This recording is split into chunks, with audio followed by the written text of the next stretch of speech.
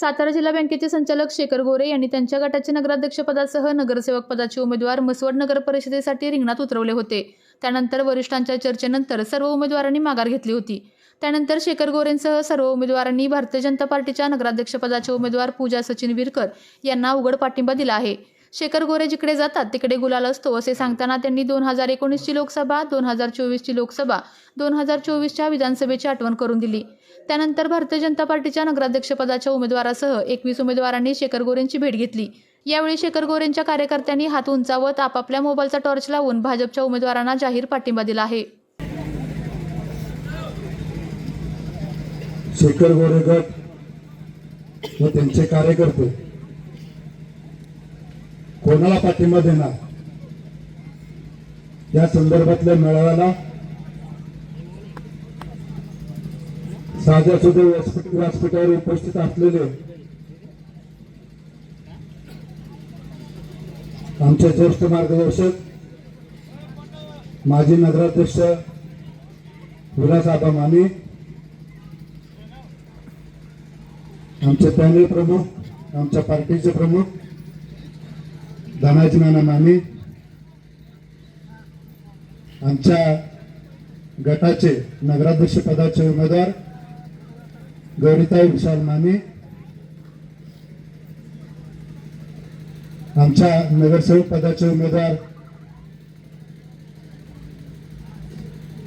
धनाजी माने, सोमनाथ कवी, विक्रम लोखंडे,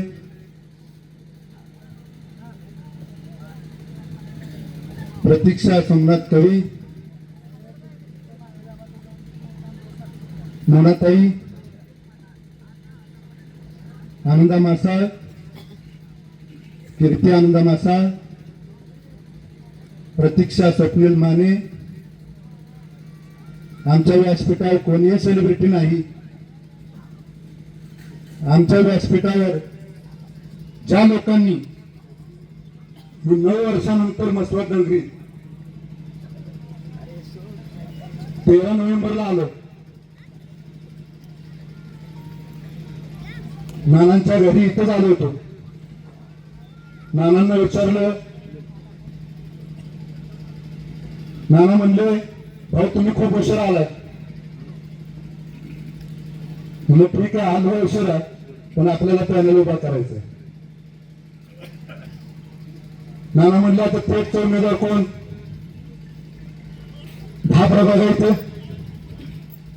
10 प्रभागात 2-2 म्हणलं तर 20 उमेदवार पाहिजे. थेटचा एक उमेदवार म्हणजे 21 उमेदवार आपल्याला पाहिजे.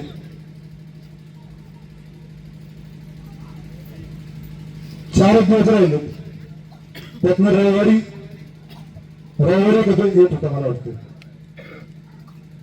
16 तारखेला रविवार होता. नंतर त्यांनी भरायची परवानगी दिली, पण आम्ही ज्यावेळेस भरायचा प्रयत्न केला त्यावेळेस रविवारी सुट्टी होती. आबा आम्ही 13 तारखेला इथं आलो.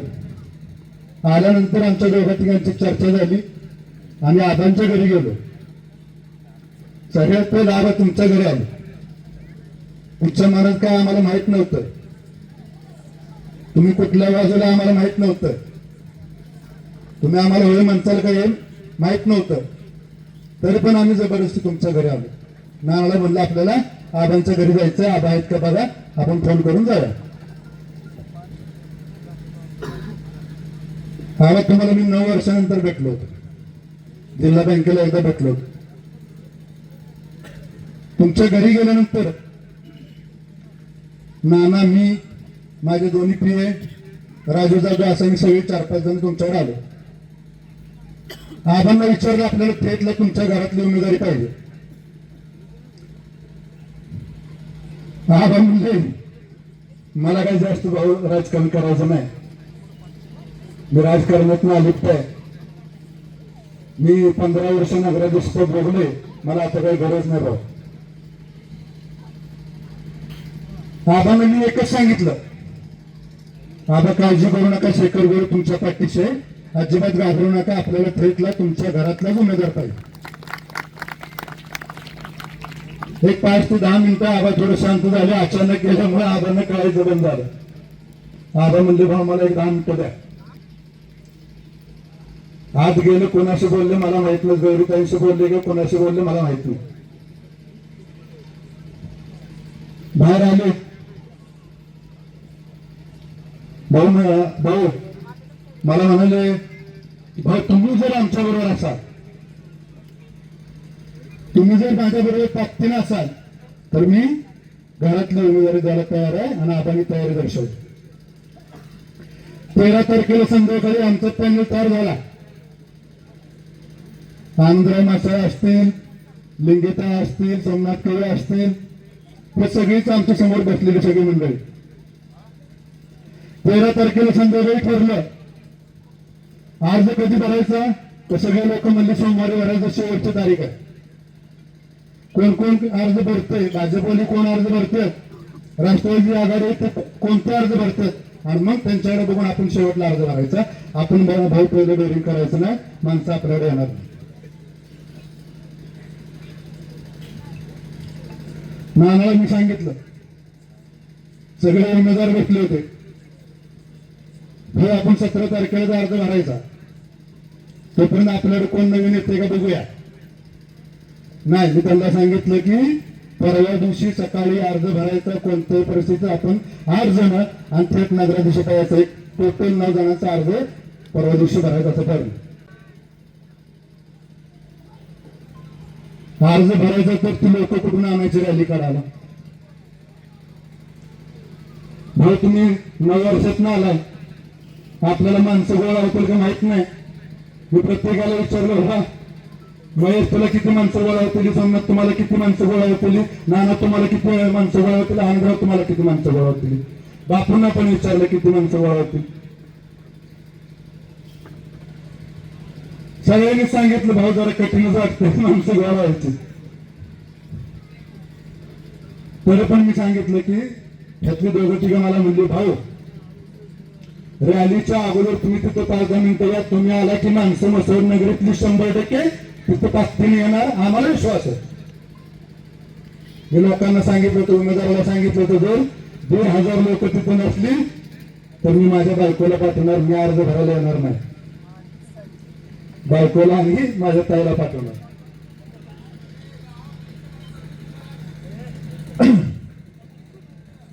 मी सकाळपासून 5 वेळा फोन केला, हे शांत बस रे.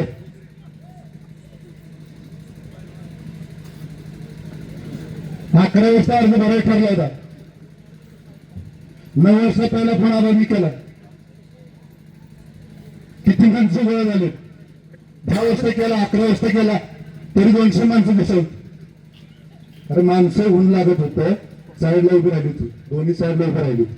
एक जणांनी मला सांगितलं, भाऊ तुम्ही या, तुम्ही आले की माणसं गोळा होतात, आम्हाला विश्वास आहे.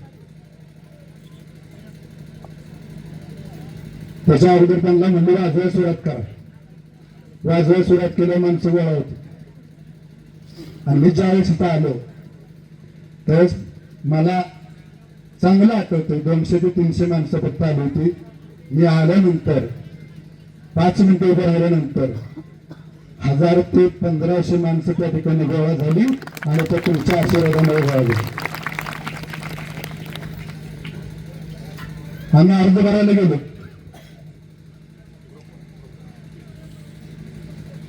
अर्ज भरायला पुढे जात होतो. पुढे लक्ष जाईल तसं माणसं वाढत गेली. सगळी माणसं असं पुढे बघून चालत होती. ती वारंवार पाठीमागे बघत होती, माणसं किती आहेत मला बघायची होती. नाही म्हणलं तरी मी तिथं नगरपालिकेच्या अर्ज भरायच्या ठिकाणी जाण्यापर्यंत कधी 5 वेळा पाठीमागे बघितलं. त्यावेळेस मला वाटलं की माणसं, हजारो माणसं तिथं पाठीमागे. हे आणि खरंच तुमच्या लोकांचे मी आभार मानतो आणि ह्या उमेदवाराचा आभार मानतो. एवढ्या ताकदीने अर्ज भरल्यानंतर आमच्या तोडजोडी चालू झाल्या. तो व्हिडिओ कोणीतरी आमच्या भावांना दाखवला. बाबा तो व्हिडिओ आपला रॅलीने आपण जाऊन भरलेला अर्ज, तो व्हिडिओ पूर्ण दाखवला भाऊंना. भाऊच्या कार्यकर्त्याला काय म्हणलं असतं माहिती आहे का? आता ती बोलायला नको, तू काय दारोबरी पेलायस का? परवा दिवशी तर माझ्याकडे येऊन गेलाय तू, आणि एवढी मोठी रॅली. हे फक्त तुमच्यामुळे, या सामान्य कार्यकर्त्यामुळे आणि ह्या समोर बसलेल्या उमेदवारामुळे शक्य झालं. माझं काही तर मतदान नाही. एवढं सगळं झालं असताना, ताकदीने तुम्ही लोकांनी अर्ज भरलेला असताना, मला 21 तारखेला 2:30 ते 2:45 दरम्यान मला आणि माझ्या सहकाऱ्यांना बसावं लागलं. सहकार्यांना विश्वासात घ्यावं लागलं.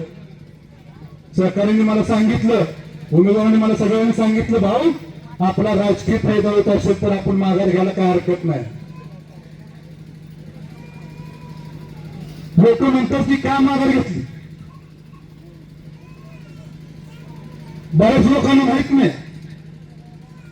काय लोक म्हणली की भावांना उमेदवारी देणार नव्हती, भावांना तिथे भाजपचं चिन्ह देणार नव्हते, उमेदवारी अर्ज देणार नव्हते, एबी फॉर्म देणार नव्हते.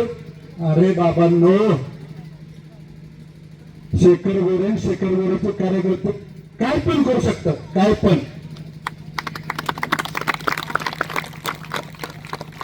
कुणाला पण पाडू शकतात, कुणाला पण निवडून आणू शकतात. एबी फॉर्मवर ज्या वेळेची चूक नव्हती. एबी फॉर्मवर 1 नंबरला नाव त्यांच्या उमेदवाराचं होतं, 2 नंबरला आपल्या उमेदवाराचं नाव होतं. आणि आमच्या काय भाऊभावाच्या राजकीय तडजोडी होत्या. नाहीतर भाऊंनी मला सांगितलं होतं तुला किती जागा पाहिजे. मी त्यांना सांगितलं मला 6 जागा पाहिजेत, पण कधी माझी राजकीय तडजोड क्लिअर झाली तर भाऊंनी मला सांगितलं मग एक काम कर, तू भाजपच्या चिन्हावर तुझी 6 उमेदवारी उभं कर आणि एबी फॉर्म घेऊन जा. बऱ्याच लोकांना हे माहित नाही.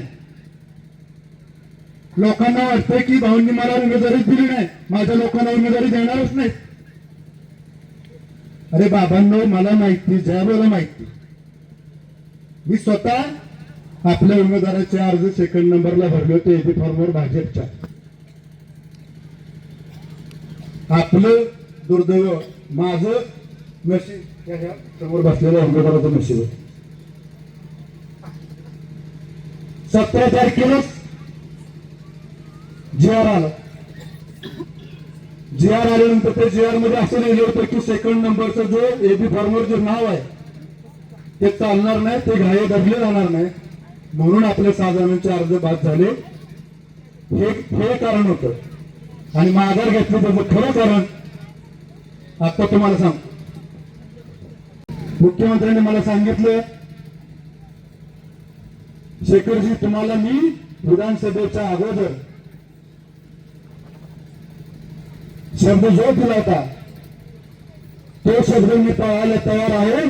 तुम्ही उमेदवार सगळे माघार घ्या, मी तुमच्या पाठीशी आहे. हे इलेक्शन झालं की तुम्हाला बरोबर आमदारकीचे उमेदवार देणार. हे बऱ्याच जणांना माहित नाही. भाजपचे कार्यकर्ते काय बोंबायचे होते. राष्ट्रवादीचे तरी एक जण म्हणला भाऊ 2 उमेदवारी मागत होते, 20 मधल्या. शेखर गोरे 2 उमेदवारी मागत होता, आम्ही दिला नाही त्यांना. अरे तुमच्या घरी आल्यावर तुम्ही किती फोटो काढत होता ती सगळ्याला माहिती आहे. 9 वर्षापूर्वी तुम्हाला सांगतो, 9 वर्षापूर्वी मला चांगलं आठवतं, जयकुमार गोरेंच्या वृत्तात हे समोर जे विरोधक आता आहेत, आबा पण त्यात होते, त्या विरोधकाच्या पॅनल प्रमुख म्हणून मी काम केलं होतं. आणि साहेबांच्या विरोधात 17 पैकी 10 सीटा निवडून येणारा हाच तो शेखर गोरे. तुमची राष्ट्रवादी ह्या मानखटामधली ह्याच शेखर गोरेने उभी केली. त्याच्याबद्दल तुम्ही म्हणताय की 2 उमेदवार आम्ही त्यांना दिले नाहीत. राहिला विषय भाजपच्या कार्यकर्त्यांचा. भाजपच्या कार्यकर्त्यांचं म्हणणं काय माहितीये का, एक पण सीट भावना देणार नाही. अरे शेखर गोरेच्या कार्यकर्त्याचं जर डोक्यात आलं ना, हे जर उमेदवार बारके सगळे सामान्य कुटुंबातले उमेदवार आहेत. मला फक्त वाटतं की आबांच्याच घरातला न राजकीय पार्श्वभूमी.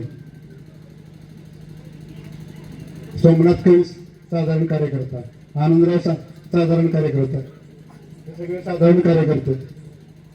गौरीताई तर नवीनच आहेत. हे सगळे बसलेले आहेत नाही, सगळे बसलेले उभा करून शेखर गोरे यांना निवडून आणू शकतो हे राजकीय इतिहास शेखर गोरेचा त्यांना माहित नसेल.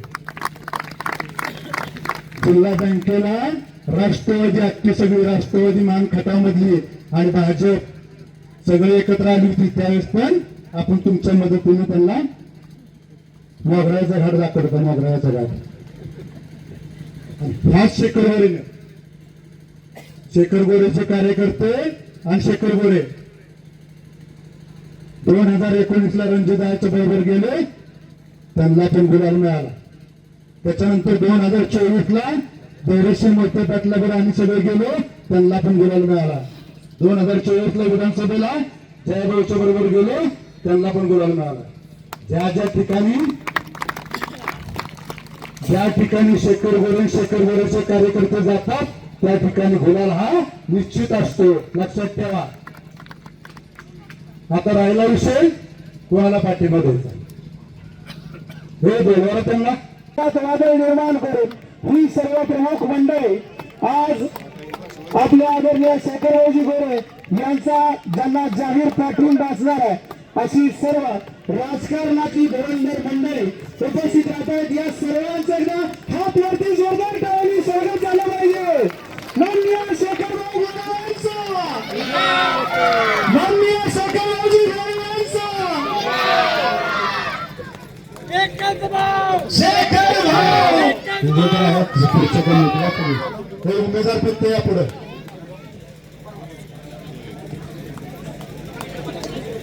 लाडक्या नेतृत्वाच्या मार्गदर्शनाखाली ज्या व्यक्तिमत्वांना आदरणीय शेखर भाऊजी गोरे पाठिंबा देणार आहेत अशी सर्व राजकारणातली ही सर्व तमाम बंधू भगिनी उपस्थित राहिले. या सर्व उमेदवारांचा पुन्हा एकदा मनापासून धन्यवाद. मनापासून कमळ चिन्हावर उभ्या असलेल्या थेट नगराध्यक्ष पदाचे उमेदवार सौ पूजाताई सचिन विरकर व 10 प्रभागातील 20 उमेदवार यांना पाठिंबा द्यायचा का? पाठिंबा द्यायचा असेल तर हात वर करून सांगा. नुसतं हात वर सांगा. तर प्रत्येकाने मोबाईल बाहेर काढून आपले टॉर्च चालू करा. भाऊंच्या विनंतीला सगळ्यांनी मान द्या. सर्वांनी टॉर्च बाहेर काढा. सर्वांना विनंती आहे, टॉर्च बाहेर काढा. सर्वांना माझी विनंती आहे, प्रत्येकाच्या हातामध्ये मोबाईल आहे तो बाहेर काढा आणि हात वर, ज्यांच्याकडे मोबाईल आहे त्यांनी हात वरती करा.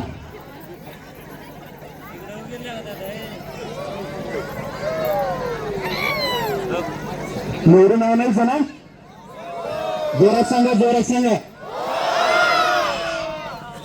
तुम्हाला निवडून आणायचं ठरले, तुम्हाला पाठिंबा द्यायचं ठरले, पण आमच्या थेट नगराध्यक्ष पदाचे उमेदवार त्यांच्याबरोबर